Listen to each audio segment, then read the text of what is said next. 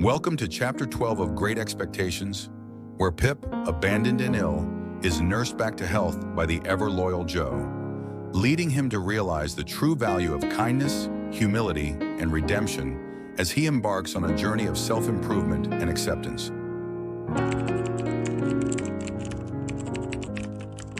With Magwitch gone and Herbert away on business, I was sick, lonely, and poor. My head felt like lead. My arms and legs ached. I lay on the sofa for days in a semi-delirious state. One day, two men came to collect money I owed for a bill, but I didn't have any money to give them. I didn't work. My only income had been Magwitch's money. The men asked me to come with them. I would if I could, I said, but I might die on the way. I did not hear their reply. My mind sank under the flood of my fever. For days I was without reason. I dreamed about Joe. Once I opened my eyes in the night and saw Joe seated in a chair by my bed. It was such a strange dream. Once in the day, I opened my eyes and saw Joe sitting in the window seat. He was smoking his pipe and reading one of my books. I asked the ghost if he would bring me a cold glass of water. The hand that gave me the drink was Joe's. At last I awoke and said, "Is it you, Joe?" I heard his dear old voice answer. "Yes, old chap." "Oh, Joe, you break my heart," I replied. "I've treated you terribly. Don't be so good to me." Joe laid his hand on my forehead and looked into my eyes. "We're old friends, dear Pip," he said. "I would do anything for you, anything at all." "Have you been here the whole time, Joe?" I asked. "Pretty much, old chap," replied Joe. "We got a letter telling us about your illness. Biddy told me to take as much time as was needed to get you well again." "Is Miss Havisham dead, Joe?" I asked. "I did not know if she recovered from the fire." "She died a week after you took ill," Joe replied. "What happened to her property and her riches?" "Most of her money went to Estella," said Joe, as I slipped back into sleep. Slowly my health returned. Joe took such good care of me that I felt as if I were a little child again. One day he carried me outside to an open carriage. We drove out into the country to enjoy the sweet smells of summer. Finally, I could take a few steps on my own. "See, Joe," I cried, "soon I will walk again." "Do not overdo it, Pip," said Joe, "but I shall be happy to see you up and about, sir." Joe's last word upset me. It seemed that the better I got, the more strangely Joe treated me. One night Joe asked me, "Are you stronger, old chap?" "Yes, dear Joe, I'm getting stronger every day thanks to you." The next morning Joe was gone. He had left a note that said I was well enough to live my life as a gentleman again, and he did not want to be a bother to me. He was going back home where he belonged. His note was signed, "Ever the best of friends." With the note was a receipt for my bills. Joe had paid them all. What could I do but follow him to the forge?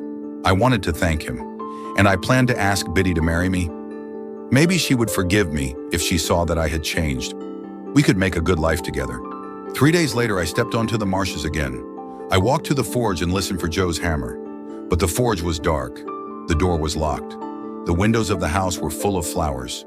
When I knocked, Biddy opened the door with a cry of surprise. Joe was beside her. They were both dressed in their Sunday best, and they both looked so very happy. "It's my wedding day," cried Biddy joyfully. "I am married to Joe." I was thankful that I had not told Joe of my plan to marry Biddy. They were both so excited to see me. I could not spoil their happiness. "Dear Biddy," I said, "you have the best husband in the whole world. You should have seen how he took care of me.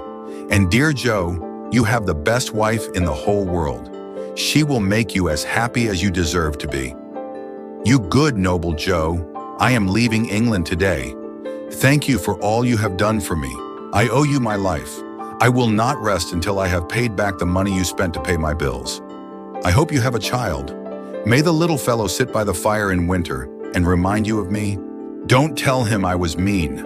Tell him that I loved you both because you were so good and true. I know your little fellow will grow up a much better man than I did. I sold all my belongings and joined Herbert's company abroad. In 2 months, I was a clerk. In 4 months, I had my first raise. The years went by, and I was made a partner. I was left in charge when Herbert went back to England to marry. He returned with his wife, Clara, and the 3 of us lived happily together. It was 11 years before I saw Joe and Biddy again.